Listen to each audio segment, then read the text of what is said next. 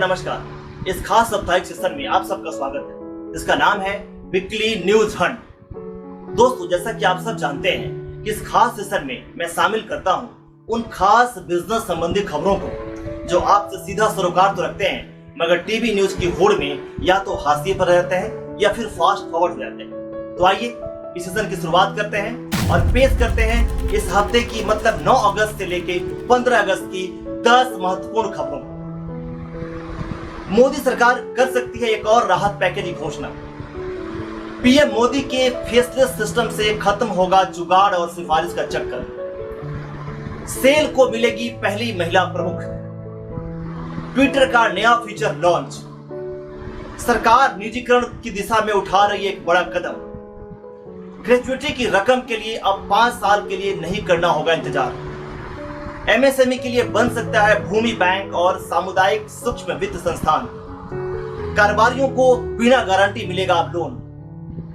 अगर आपकी LIC policy बंद हो चुकी है तो आप ले सकते हैं एलआईसी के विशेष अभियान का फायदा। स्टार्टअप सिनेमा प्रेन्योर अब देगा सिनेमा प्रेमियों के लिए नया डिजिटल मंच।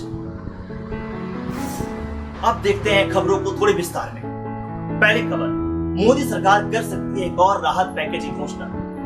जी हाँ दोस्तों, कोरोना महामारी और लॉकडाउन से सुस्त पड़ी अर्थव्यवस्था को जल्द उबारने के लिए प्रधानमंत्री नरेंद्र मोदी एक और राहत पैकेज की घोषणा जल्द कर सकते हैं। अनुमान है कि इस बार के पैकेज में आम आदमी को राहत देकर बाजार में मांग पैदा करने की कोशिश होगी। नए पैकेज में आत्मनिर्भर भारत योजना के तहत घरेलू इंडस्ट्री को बढ़ावा देने और विदेशों से आयात कम करने का खाका शामिल किया जा रहा है।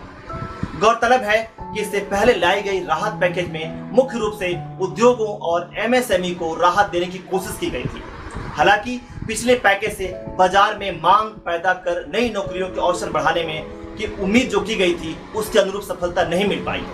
इसी को ध्यान में रखते हुए नए राहत पैकेज में आम आदमी को राहत देने पर जोर दिया जा सकता है। इसकी उम्मीद इसलिए भी है कि लॉकडाउन में ढील के बावजूद बाजार में मांग पैदा नहीं हो रही है।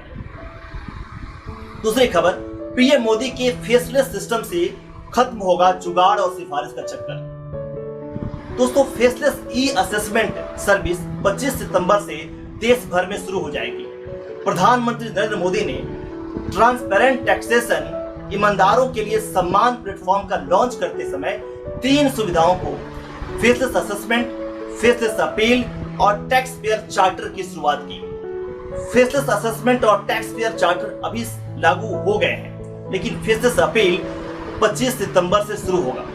प्रधानमंत्री ने कहा कि फेसलेस सुविधा से टैक्स सिस्टम सरल और पारदर्शी बनेगा। अब बात करते हैं आखिर क्या है ये फेसलेस ई असेसमेंट और फेसलेस अपील। दोस्तों, अभी तक शहर का आयकर विभाग ही छानबीन कर सकता था, लेकिन अब किसी भी राज्य या शहर का अधिकारी जांच कर सकता है। अब ये कंप्यूटर तय करेगा कि कौन सा टैक्स असेसमेंट कौन करेगा, रिव्यू भी कौन करेगा, ये भी अब कंप्यूटर ही तय करेगा। इससे उन लोगों को दिक्कत होगी जो गलत तरीके अपनाते थे और टैक्स नहीं भरते थे। उसी प्रकार फेसलेस अपील सॉफ्टवेयर के जरिए इस्तेमाल किया जाएगा। इसके तहत टैक्स पेयर को इनकम टैक्स अधिकारी के सामने या उसके ऑफिस जाने की आवश्यकता नहीं होगी। यहाँ तक कि अपील करने वाले टैक्स पेयर की जानकारी भी किसी अधिकारी के पास नहीं होगी। अब सब कुछ कंप्यूटर तय करेगा। तीसरी खबर, सेल को मिलेगी अब महिला प्रमुख। पहली महिला प्रमुख कह सकते हैं। दोस्तों, पब्लिक एंटरप्राइजेज सिलेक्शन बोर्ड ने सरकारी नवरत्न कंपनी तथा देश की सबसे बड़ी स्टील निर्माता company SAIL steel authority India limited की अगली चेयरपर्सन के लिए सोमा मंडल के नाम की सिफारिश की गई है। वो यह पद संभालने वाली पहली महिला होंगी। अभी वह सेल में डायरेक्टर कमर्शियल के पद पे है। सोमा मंडल की प्रस्तावित नियुक्ति इस मायने में अहम है क्योंकि वह उन चंद महिलाओं में शामिल है जो सरकारी कंपनियों में इस मुकाम पर पहुंची है। साल 2013 में निशी वासुदेव किसी नवरत्न पीएसयू की प्रमुख बनने वाली पहली महिला बनी थी, जिन्हें हिंदुस्तान पेट्रोलियम कॉर्पोरेशन लिमिटेड का सीएमडी बनाया गया था। चौथी खबर, ट्विटर का नया फीचर लॉन्च। दोस्तों, ट्विटर ने अपने यूजर्स के लिए एक नए फीचर की पेशकश की है। इसकी मदद से अब ट्विटर यूजर यह तय कर सकेंगे कि उनके ट्वीट पर कौन रिप्लाई कर सकेगा और कौन नहीं।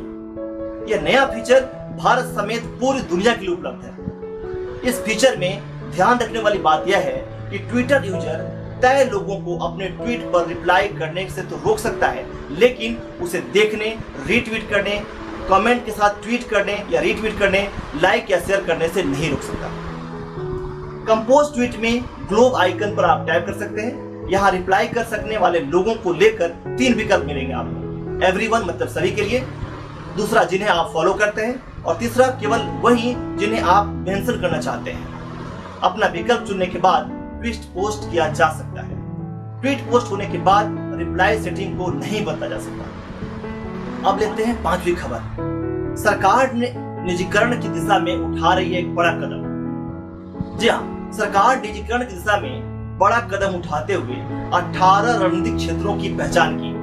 इसमें बैंकिंग, बीमा, इस्पात, उर्वरक, पेट्रोलियम और रक्षा उपकरण आदि क्षेत्र शामिल हैं। सार्वजनिक परिसंपत्ति प्रबंधन विभाग दीपम ने 18 रणनीतिक क्षेत्रों को 3 व्यापक खंडों में विभाजित किया है: खनन और पर्यवेक्षण, विनिर्माण, प्रसंस्करण एवं निर्माण और सेवा क्षेत्र। खनन और पर्यवेक्षण खंड में कोयला, कच्चा तेल एवं गैस और खनिज और धातु आदि क्षेत्रों में सरकार सीमित उपस्थिति बनाए रखेगी। उसी प्रकार विनिर्माण, प्रसंस्करण और निर्माण क्षेत्र में सरकार इन क्षेत्रों में सीमित उपस्थिति बनाए रखेगी। सेवा क्षेत्र खंड में चिन्हित क्षेत्र जो है वह है पावर ट्रांसमिशन, अंतरिक्ष, हवाई अड्डों, बंदरगाह, राजमार्गों और गोदामों का विकास और संचालन, और गैस ट्रांसपोर्टेशन और लॉजिस्टिक्स, आईटी, बैंकिंग और बीमा से संबंधित सेवाएं। सरकारी कंपनियों में विनिवेश प्रक्रिया शुरू करने से निजी निवेशकों को निवेश का बड़ा अवसर मिलेगा। 6ठी खबर, ग्रेच्युटी की रकम के लिए अब 5 साल के लिए नहीं करना होगा इंतजार। देश भर के निजी क्षेत्रों में काम करने वाले लाखों कर्मचारियों के लिए एक अच्छी खबर है कि जल्द ही ग्रेच्युटी पाने के लिए 5 साल की शर्तें खत्म हो जाएगी।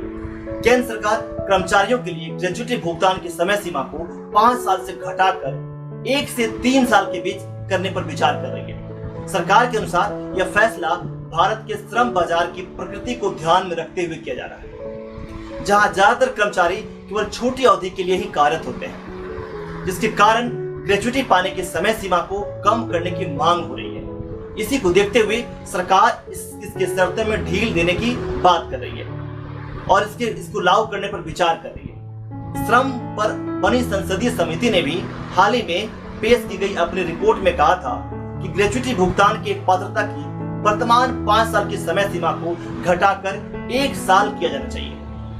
दोस्तों, आपको बता दें कि ग्रेच्युटी किसी कर्मचारी को मिलने वाला एक पूर्व परिभाषित लाभ है। अगर कर्मचारी नौकरी की कुछ शर्तों को पूरा करता है तो ग्रेच्युटी का भुगतान एक निर्धारित फॉर्मूले के तहत गारंटीड तौर पर किया जाता है। मौजूदा नियम के तहत आप किसी संस्थान में लगातार 5 साल काम करते हैं तो आपको ग्रेच्युटी का लाभ मिलता है। 7वीं खबर, एमएसएमई के लिए अब बन सकता है भूमि बैंक और सामुदायिक सूक्ष्म वित्त संस्थान। सूक्ष्म लघु मध्यम उद्योग मंत्री नितिन गडकरी ने सोमवार को कहा था कि सरकार भूमि बैंक और सामुदायिक सूक्ष्म वित्त संस्थान बनाने पे विचार कर रही है ताकि लोगों के छोटी दुकानों और कारोबारों को चलाने में मदद की जा सके। मंत्री जी ने कहा कि भारत को आर्थिक महाशक्ति बनाने के लिए हमें कृषि प्रसंस्करण, हथकरघा, हस्तशिल्प, खादी और ग्रामोद्योग क्षेत्र में निर्यात बढ़ाने की दिशा में सोचना होगा। गडकरी के मुताबिक हम भूमि बैंक और सामुदायिक सूक्ष्म वित्त संस्थान बनाने के विचार कर रहे हैं, जो छोटी दुकानों या कारोबार चलाने वाले उद्यमियों के लिए एक बड़ा सहायक होगा। 8वीं खबर, कारोबारियों को बिना गारंटी मिलेगा लोन। जी हाँ, अब देश के कारोबारियों को कर्ज देने की नई व्यवस्था शुरू होने जा रही है। अब उन्हें उनकी ऑर्डर बुक के आधार पर कर्ज दिया जा सकेगा। सरकारी ई मार्केट प्लेस GEM पोर्टल, जिसको जैम बोलते हैं, पोर्टल पर पंजीकृत कारोबारियों को ऑर्डर मिलने के साथ ही तुरंत बिना गारंटी कर्ज मिल जाया करेगा। एक जानकारी के मुताबिक छोटे और मझोले कारोबारियों की कामकाजी जरूरतों में मददगार इस पूंजी के मिलने की शुरुआत जल्दी हो जाएगी। इसके लिए 2 तरह के इंतजाम किए गए हैं। एक तो कारोबारी को उसके खरीदार की इजाजत के बाद ही लोन अप्रूव कर रकम को उसके बैंक खाते में दिया जाएगा। साथ ही इस लंबी प्रक्रिया के बिना अगर कारोबारी चाहे तो खरीदार की मंजूरी के बिना भी सिर्फ ऑर्डर स्वीकार कर लिए जाने पर भी कर्ज मिल जाया करेगा। इसके लिए कारोबारी को बैंक जाने की जरूरत नहीं होगी। जीएम पोर्टल में 90 दिनों के कारोबारी लेन देन के इतिहास उपलब्ध रहेगा। यह जानकारी सिस्टम के जरिए बैंक के पास तभी जाएगी जब कारोबारी अपनी रकम की जरूरत की इच्छा जाहिर करेगा। नवी खबर दोस्तों, अगर आपकी LIC पॉलिसी बंद हो चुकी है तो आप ले सकते हैं LIC के विशेष अभियान का फायदा। जी हाँ, भारतीय जीवन बीमा निगम LIC ने कहा है कि मौजूदा कठिन समय में जोखिम आवरण को जारी रखने को प्रोत्साहित करने के लिए वो अपने पॉलिसी धारकों को बंद हो चुकी पॉलिसी को दोबारा शुरू करने का अवसर देगी। बीमा कंपनी ने 10 अगस्त से 9 अक्टूबर तक विशेष रिवाइवल अभियान शुरू करने का फैसला किया है, जिसके तहत LIC की बंद हो चुकी व्यक्तिगत पॉलिसी फिर से शुरू की जा सकेगी। हालांकि इसके लिए प्रीमियम में चूक की तारीख 5 साल से अधिक पुरानी नहीं होनी चाहिए। LIC ने बयान में कहा है कि रिवाइवल के लिए पॉलिसी धारक को विलंब शुल्क में 20% की छूट भी मिलेगी। अब बात करते हैं 10वीं और अंतिम खबर की। स्टार्टअप सिनेमा प्रेन्योर अब देगा सिनेमा प्रेमियों के लिए एक विशेष और नया डिजिटल मंच। जी हाँ, अमेजॉन प्राइम वीडियो, नेटफ्लिक्स और हॉटस्टार जैसी सेवाएं तो आप सब खूब इस्तेमाल करते होंगे, लेकिन इनको टक्कर देने के लिए एक नया प्लेटफॉर्म आ गया है जिसका नाम है सिनेमा प्रेन्योर। यह स्टार्टअप कंपनी ने नए फिल्म निर्माताओं और क्षेत्रीय भाषा के सिनेमा के लिए डिजिटल मंच मुहैया करने की पहल की है। cinemapreneur.com वेबसाइट के जरिए फिल्मकार अपनी फिल्में दिखा सकेंगे और टिकट बिक्री से होने वाली कमाई का कुछ हिस्सा भी उन्हें मिलेगा।